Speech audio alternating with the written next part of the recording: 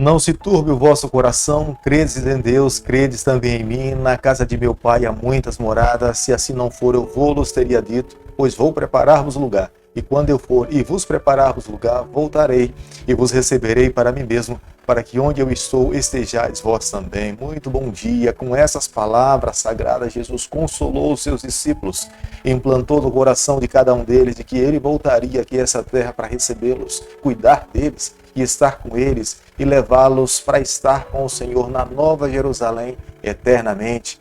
Entendo que hoje o nosso coração também se refrigera nessa esperança. Os nossos olhos a cada dia se levantam para o céu na esperança de nos encontrarmos o nosso Salvador, vivermos com Ele e estarmos com Ele por toda a eternidade.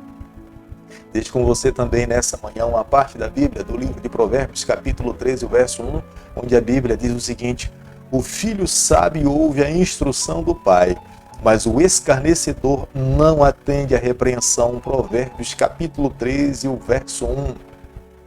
Aqueles que são sábios buscam aprender de Deus, viver ao lado do Senhor, amar ao Senhor com todas as suas forças, e a cada dia que vive uma vida de fidelidade a Deus, são abençoados pelo Senhor. Mas aquele que escarnece a repreensão, a cada dia ele se torna um filho ímpio, um filho que na verdade não tem como receber a bênção de Deus, e no final ele terá que arcar com as consequências das suas escolhas, da sua decisão. A cada dia nesse canal nós estudamos um capítulo da palavra do Senhor, e nessa manhã eu convido você a ter nas mãos a palavra de Deus no livro de Salmo, capítulo 80, o versículo 1. Dá ouvidos, ó pastor de Israel, tu que conduzes a José como um rebanho, tu que estás entronizado acima dos querubins, mostra o teu esplendor. O salmo que nós estaremos estudando nessa manhã é um salmo de Asaf, é um salmo para cântico, mas na verdade é um salmo que aquele que compôs está expressando que somente no Senhor é possível resolver todos os seus problemas. Era um momento difícil que o povo de Deus estava passando, mas eles não tinham a quem recorrer. Portanto, se voltam para Deus com todas as suas forças, abrem os seus corações, está disposto a viver uma vida de confissão e de arrependimento, e eles têm a plena certeza que os céus estará aberto para atender o seu pedido. O salmista Asaf, ele se volta para a oração. É um meio pelo qual os seus filhos pudessem ter acesso ao seu santo trono de graça, para que pudessem receber a bênção do Eterno. O Salmo 80, o salmista Asaf, ele usa uma figura de linguagem como se ele estivesse falando que Deus tinha plantado no deserto uma figueira. Mas diante das dificuldades que essa figueira tinha passado, ela estava esmorecendo e carecia que aquele que a plantou pudesse cuidar para que cada vez mais ela produzisse frutos e pudesse alcançar os objetivos pelos quais Deus tinha estabelecido ali na terra de Canaã. Possivelmente Asaf escreveu esse salmo depois que o reino do norte foi vencido pelo reinado da Assíria. Como nós podemos ver no versículo 1, o salmista Asaf usa uma figura de linguagem falando que o rebanho de Deus é o seu povo, mas Deus é o seu pastor. Deus é o responsável para cuidar do seu rebanho e Deus deveria agir cuidando das suas ovelhas porque elas estavam carentes do seu cuidado. No versículo 2, o salmista Asaf ele faz menção das 3 tribos mais importantes que provieram da mesma mãe, Efraim, Manassés e Benjamim.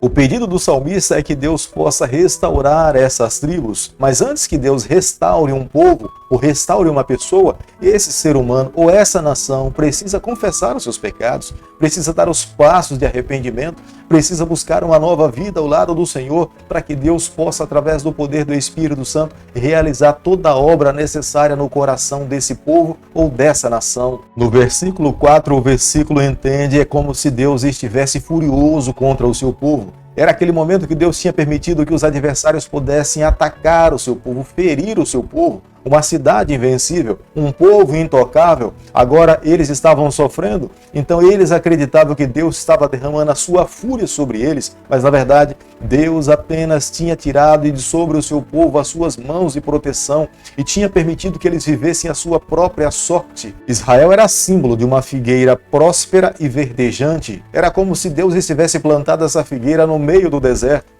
Mas o objetivo dessa figueira era produzir frutos, era alcançar outros povos, era ensinar outras nações a respeito de Deus e de Jesus Cristo. Na entrada do templo em Jerusalém havia uma figueira de ouro que representava a Israel. Jamais o povo de Deus deveria se esquecer da razão pela qual Deus tinha chamado essa nação. O chamado de Deus não era simplesmente para que esse povo recebesse as suas bênçãos e vivesse no seu bel prazer, mas o chamado de Deus para a nação de Israel era para que esse povo pudesse proclamar, anunciar as boas novas de salvação e o mundo inteiro pudesse entender que um dia, nessa terra, o Filho de Deus viria morrer morte de cruz para nos dar o direito da vida eterna. Foi o próprio Deus que expulsou as nações cananeias do meio do povo do Senhor por causa dos seus pecados. Deus queria que o seu povo começasse uma nova geração, uma nova forma de viver, mas os israelitas estavam se esquecendo da razão pela qual Deus tinha lhes chamado, e agora Deus estava permitindo que eles passassem por tamanho sofrimento para entender que Deus é Deus, que Ele é soberano e é Ele que escreve a história.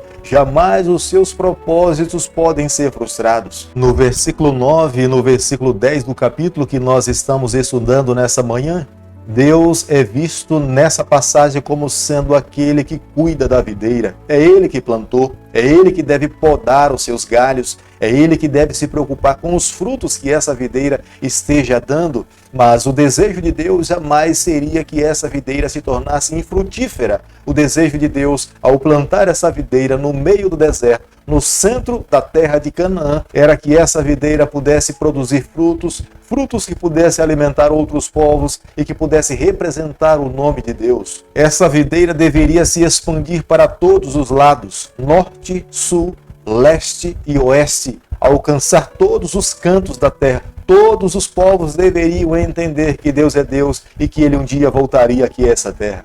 De uma forma poética, o salmista Asaf nos dá a entender que Deus tinha deixado de forma desprotegida as suas fronteiras e o seu inimigo, os leões, os lobos, os ursos, invadiram a sua fronteira e estavam destruindo a sua vinheira.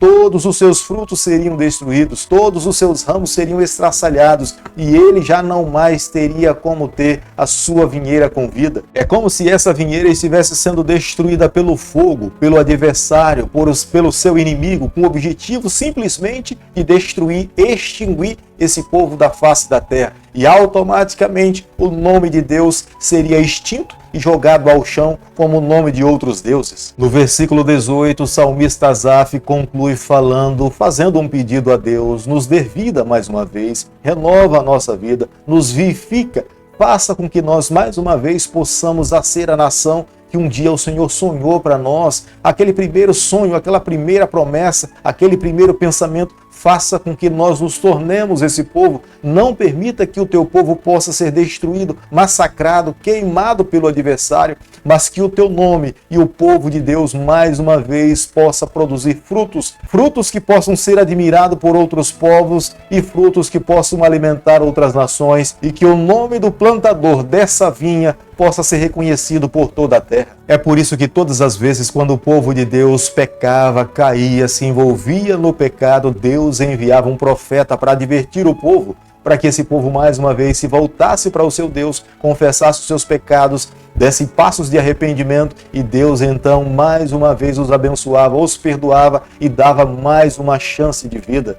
Deus é um Pai de amor, Deus é o nosso supremo pastor, Ele se compadece das nossas dores, dos nossos sofrimentos. A partir do momento em que nós clamamos a Ele, a partir do momento que nós nos voltamos para Ele, Ele sempre tem um coração compadecido, cheio de amor, para nos abraçar, para nos acolher e nos oferecer o perdão. O que nós precisamos fazer a cada dia é nos voltarmos para esse Deus. Deus é como um vinicultor. Ele plantou a sua vinha no deserto para que essa vinha pudesse produzir frutos, mas essa vinha estava se tornando estéril. Agora, mais uma vez, o salmista Asaf se volta para Deus. É um pedido, é um clamor, é uma confissão do seu coração em nome de toda uma nação, para que esse Deus se compadecesse do seu povo e se voltasse para Ele, para que mais uma vez essa vinha se tornasse o sonho, o desejo desse Deus. E nós precisamos entender a cada dia que somente através de Jesus é possível a salvação.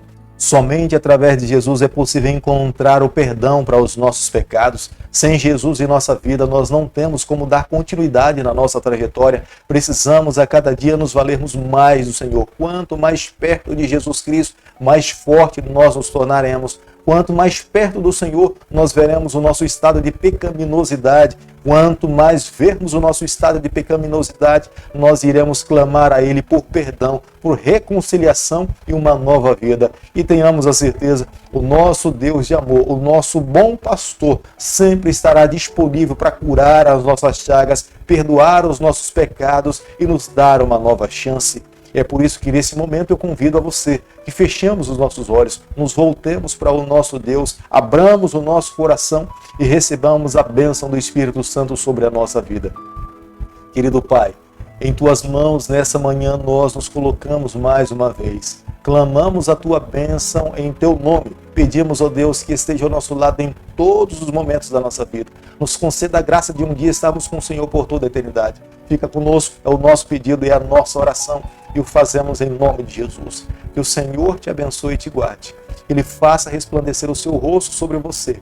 Que Ele tenha misericórdia de você. E sobre você nessa manhã Ele levante seu rosto e conceda a sua paz em nome de Jesus. Amém.